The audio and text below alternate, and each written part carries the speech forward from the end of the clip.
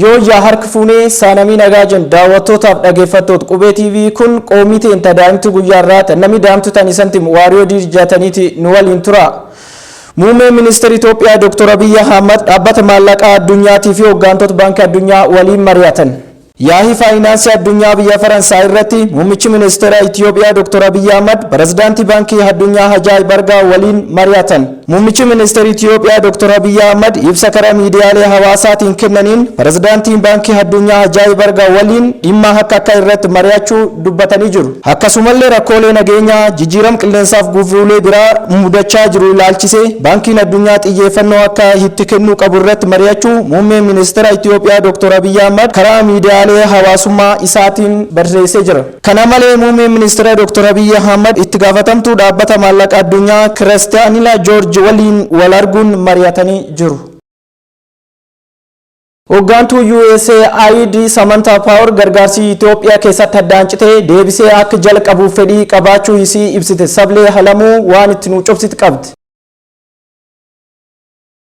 Hooggantuun USAID Samantha Power gargaarsa Itoophiyaatti addaan citee ture itti fufuuf fedhii qabaachuu himani. Dhaabbanni gargaarsa Ameerikaa USAID Itoophiyaa keessatti gargaarsa kennuu addaan kutee kan ture amma deebisee eegaluuf fedhii guddaa qabaachuu ibse. Hooggantuun USAID Samantha Power turtii BBC waliin taasisaniin deeggarsa doolaara miliyoona 260 biyyoota Afrikaa fi Eeshiyaaf ramaduuf kana keessatti kan Itoophiyaas ilaalcha keessa galchuu ibsan. Hooggantuun kun sababa waraana Sudaaniin lammiilee rakkoo hamaa keessa jiran gargaaruu irratti akka xiyyeeffatanis ibsan. Dhaabbanni Itoophiyaa keessatti lammiilee hedduu gargaaruun beekamu kun midhaan nyaataa naannoo Tigraayiif dhiyaate hatameera jechuun komatee kan ture gargaarsicha yeroo adda kutuu ibsee ture. Haa ta'u malee yeroo ammaatti gargaarsa addaan citee ture itti fufuuf fedhii akka qabu ibsan. Gargaarsi midhaan nyaataa gara biyyattii seenu osoo namoota rakkatan bira hin ga'in dabarfamee gabaatti ba'ee yeroo gurguramu namni dhuunfaa yeroo bu'aa irraa argatu baay'ee nama gaddisiisaa jedhani. Rakkoo mudate adda baasuuf mootummaan Itoophiyaa waliin ta'uun qorachaa jiraachuu kan ibsan Samantha Power ta'us ammatti wanta dubbachuu barbaannu gargaarsa kana itti fufsiisuuf fedhii guddaa qabnaa jedhan. Kana gochuuf ammoo gargaarsi kennamu namoota rakkataniif akka qaqqabamuu danda'u haalli amansiisaan jiraachuu qabas jedhan. Gargaarsi nyaata namoota harka nama eeggatan bira ga'uun malli ittiin mirkanaa'u jiraachuu qaba kan jedhan hooggantuun kun hariiroon jaarmiyaalee gargaarsa kanneen akka USAID fi mootummaa Itoophiyaan saffisiisan fooyya'uu akka qabu dubbatan. Sababa hanna midhaan nyaataa irratti mudateen jaarmiyaan deeggarsa addaa kutee USAID qofa mitis jedhan. Dhaabbata mootummoota gamtoomanitti sagantaan nyaata addunyaa midhaan nyaataa namoota gargaarsi barbaachisuuf dhiyaatu hatameera isa jedhame qorachuudhaaf midhaan nyaataa gargaarsa naannoo Tigraay keessatti dhiyeessu addaan kutee ture. Murtee dhaabbilee kanaa garuu Itoophiyaan galma siyaasaa qaba jechuun mormiteetti. Tarkaanfii USAID fi sagantaan nyaata addunyaa hordofee mootummaan bulchiinsa yeroo Tigraay warra gochaa kana raawwatan irratti qorannoo jalqabuu isaa ibsee ture. Sagantaan nyaata addunyaa gargaarsa namoomaa addaan kutee ture baatii dhufu adoolessa keessa eegalee Itoophiyaatti iddoowwan muraasatti dhiyeessuu akka itti fufu beeksise.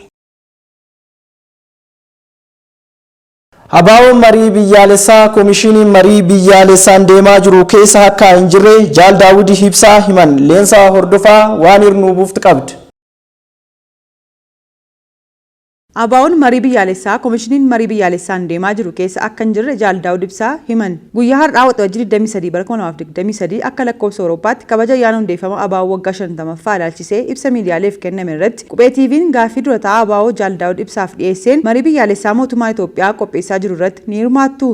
Jaal Daawud Ibsaan maaliif miidiyaarraa fagaatan? Isinis uggura warra mana hidhaa jiranittu isinirra kaawwame kanneen jedhan bifa gaaffiitiin ka'aniifi turan. Jaal Daawud Ibsaas gaaffii gaafataman kanaaf deebii yoo kennan boordiin filannoo kana dura koronaatu dhufe jechuun filannoo bara 2020 akka lakkoofsa Awurooppaatti ture dheeresse. Yeroo sanatti yeroon mootummaan bulchuu qabu gabaabaa ture. Nageenyi biyyattii akka hin jeeqamneef Abaawoon gaaffii walga'ii boordiin filannoo qopheesse irratti dhiyeessee ture kuffisuun mootummaan karaa mataa isaa seerichaa fi heericha akka isaaf ta'utti dabsee mana maree olaanaan murteeffatee itti fufee jedhan. Kanaan wal qabatee jeequmsi nageenyaa fi uggurri itti fufe. Nutis osoo waajjiraaleen keenya cufamaa jiranii yaada keenya mareen waliigalaa jiraachuu qabaa jechuun dhiyeessaa turre jechuun Abaawoon yeroo adda addaa ibsa baasaa akka ture dubbatan.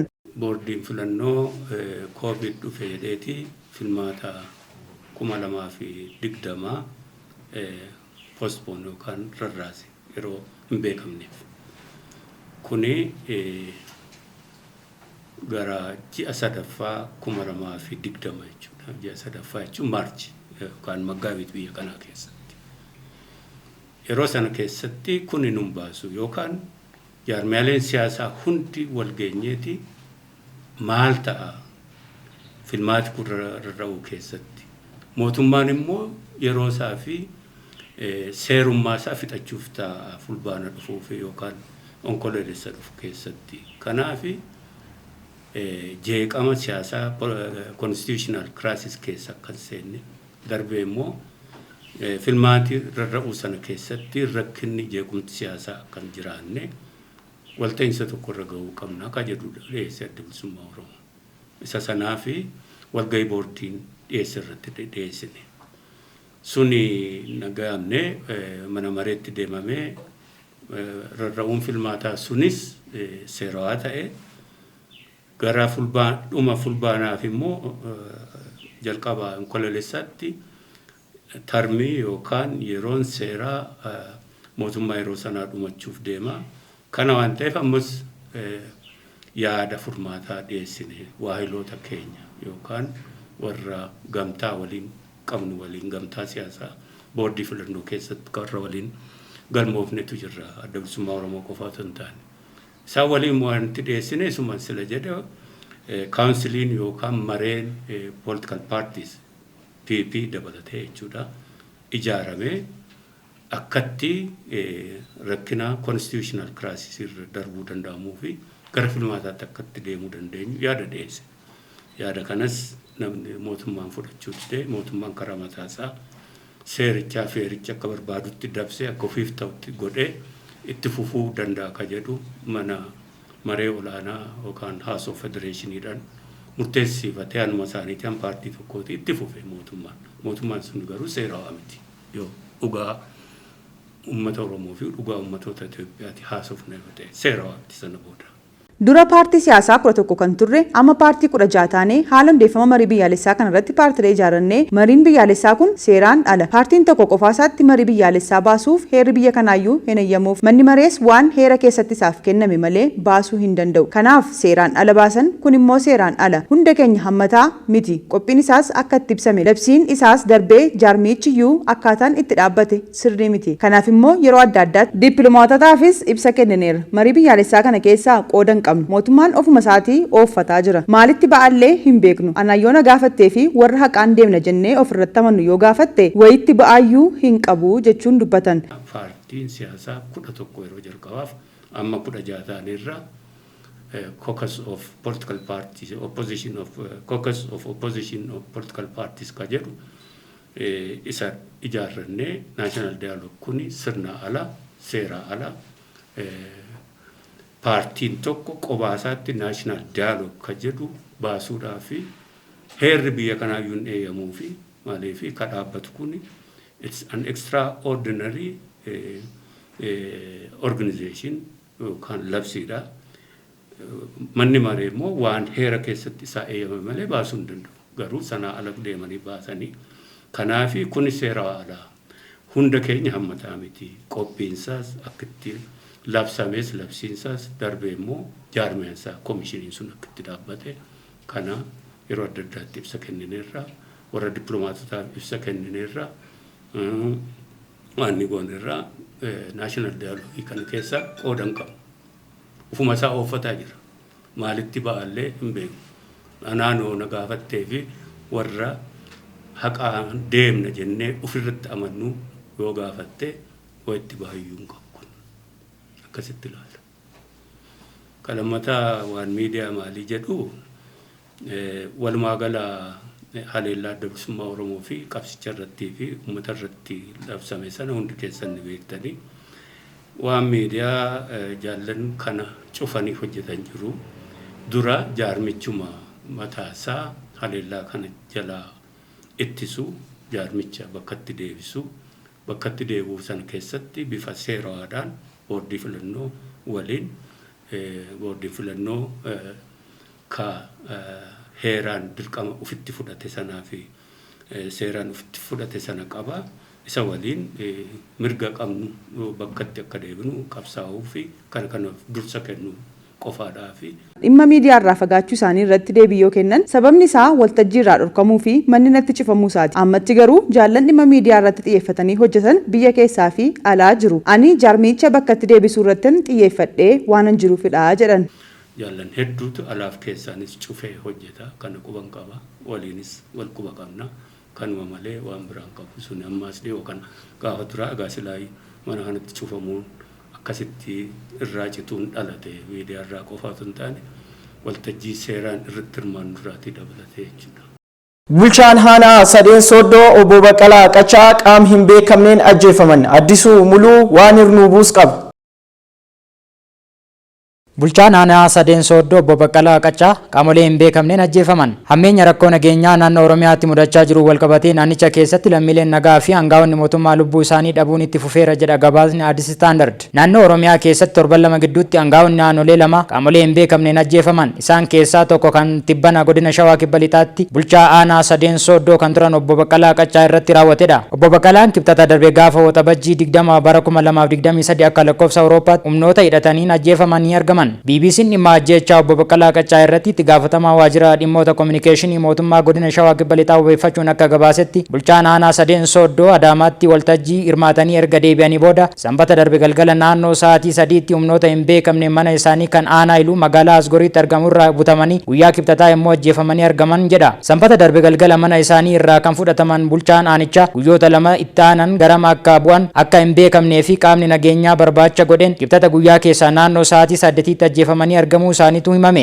Reeffi isaanii daangaa aanolee tole Iluu Bachoo gidduutti akka argame gabaasni kun ni hima. Kana malees obbo Baqqalaa gadhiisisuuf hidhattoonni isaan fudhatanii deeman kun birrii miiliyoona 10 ol gaafachuu isaanii BBC'n nama fudhatamuu isaanii guyyaa tokko booda magaalaa Asgoriitti imale wabii godhachuun gabaase. Hoogganaan biiroo kominikeeshinii godinichaa obbo Hayiluus dhimmichi qorannoo dabalataa kan barbaadu ta'us hidhattoonni bilbila bulchaa aanichaan namoota tokko tokkotti bilbilanii maallaqa hanga miiliyoona 10 gaafachaa turan jechuun dubbatan jedha gabaasni kun. Obbo Baqqalaan kanaan dura itti gaafatamaa paartii badhaadhinaa aanaa Dawoo ta'uun tajaajilaa kan turan yoo ta'u waggoota lamaan darbaniif immoo bulchaa aanaa Sadeen Soddoo ta'uun tajaajilaa turan. Aangaan kun osoo hin ajjeefamin guyyoota 12 dura waxabajjii 8 itti aanaa bulchaa aanaa Adaa Bargaa kan ta'an obbo Abdiisaa Qananii mana jireenyaa isaanii magaalaa Bakkeetti argamutti qaama hin beekamneen ajjeefamuu isaanii ni yaadatama. Bulchaan aanichaa obbo Kumalaa Irpaa ajjeechaa obbo Abdiisaa irratti raawwatameef gaddi cimaan kan itti dhagame ta'uu ibsuun ajjeechaa gara jabeeyyiin raawwataniin hoogganaa akkasii of biraa dhabuu keenyaaf gadda cimaatu nutti dhagame jedhan Addis Standard wabeeffanne.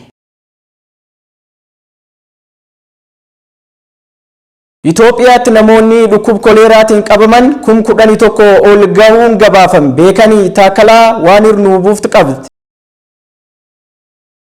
Itoophiyaatti namoonni dhukkuba koleeraan qabaman 11,000 ol gahuun gabaafame. Weerara dhibee koleeraa waggaa tokko dhiyaatuuf deemaa jiru hanga waxabajjii 20 bara 2023tti namoonni 11,407 ta'an aanaalee 79 naannolee Oromiyaa, Kibba Itoophiyaa fi naannolee Sidaamaa keessatti dhibee koleeraatiin dhibamuu fi namootiin 156 lubbuun isaanii darbuu dhaabbata mootummoota gamtoomanitti qindeessaan gargaarsa namoomaa Hoochaan gabaase. Akka gabaasa dhaabbatichaatti caamsaa 7 irraa kaasee tatamsa'inni dhukkubichaa 85% dabaleera. Hoochaan gabaasa kanaan dura baase irratti asitti akka haaraatti aanaalee 25 keessatti mul'achuu walumaa galatti aanaaleen dhibeen kun keessatti mul'ate gara 76tti ol guddachuu gabaase. Saffisni du'a walii galaa 1.36 Itoophiyaatti galmaa'e indeksii addunyaa kan parsantii 1 olidha. Dhibeen kun Oromiyaatti aanaalee 10, Soomaalii aanaa tokkotti, naannoo Kibba Itoophiyaa aanaalee 8 fi naannoo Sidaamaa aanaalee 6 keessatti akka haaraatti mul'atee jira. Kanneen keessaas namoonni 241 ta'an mooraa buqqaatota keessa jiraatan irratti mul'achuu gabaasichi addeesse.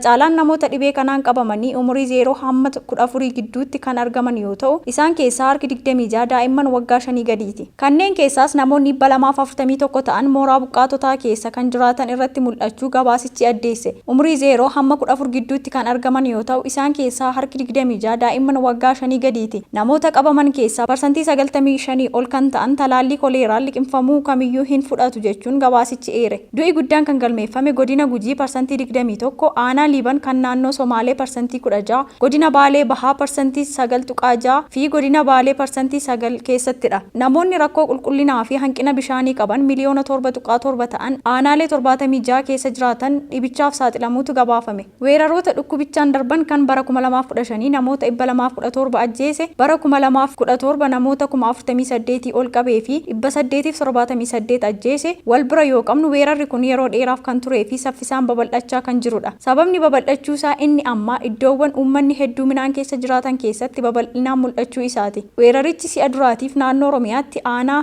Haranaa Bulluqii fi hagayya 27 bara 2022 kan ture yoo ta'u itti aansuun aanaalee Gujii 40 Gujii Lixaa, Arsii Lixaa fi Booranaa akkasumas Baalee fi Baalee Bahaa keessatti babal'ate. Waxabajji 9 bara 2023 godina Booranaa mooraa buqqaatotaa Dubluk keessatti namoonni 2 qabamanii turan. Tartiibaan magaalaa Moyaalee % 13, godina Booranaa Waaderaa % 11 fi Gujii iddoowwan tatamsa'inni guddaan itti mudatedha. Naannoo Somaaleetti onkoloolessa 5 bara 2022 Qaarsaa Dulaa fi godina Liiban aanaa Guraa Dhaamolee keessatti namoonni dhibee kanaan qabaman argaman. Itti aansuun magaalaa Moyaalee Dooloo Aadoo, Dooloo Baayii fi Carraattii fi aanaa Afdar keessatti mul'ate. Naannicha harka 47 kan ta'u mooraa buqqaatotaa keessatti argame. Saffisni ajjechaa harka 2.1 akka biyyattiitti harka 1.36 ture ol kan ta'edha. Naannichatti rakkinni gargaarsaa hatattamaan dhabamuu fi hanqinni buufata fayyaa sababoota babal'inaan dhukkubicha ijoo ta'uu qorannoon dhaabbatichaa ifa taasise. Naannoo sabaa fi sablammoota uummattoota kibbaatti jalqaba eebila 10 bara 2023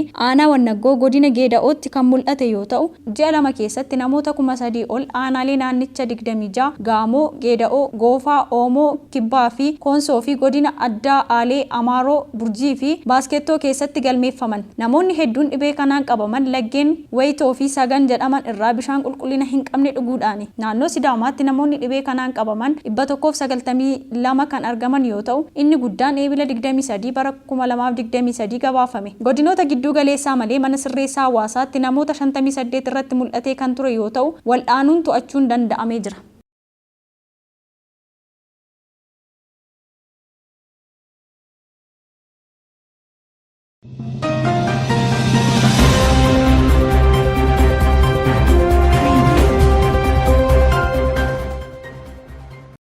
Oduu biyya alaatiin immoo filannoo pirezidaantii Zimbaabuweetiif kaadhimamtooti $20 akka kaffalan seerii haaraan bahe.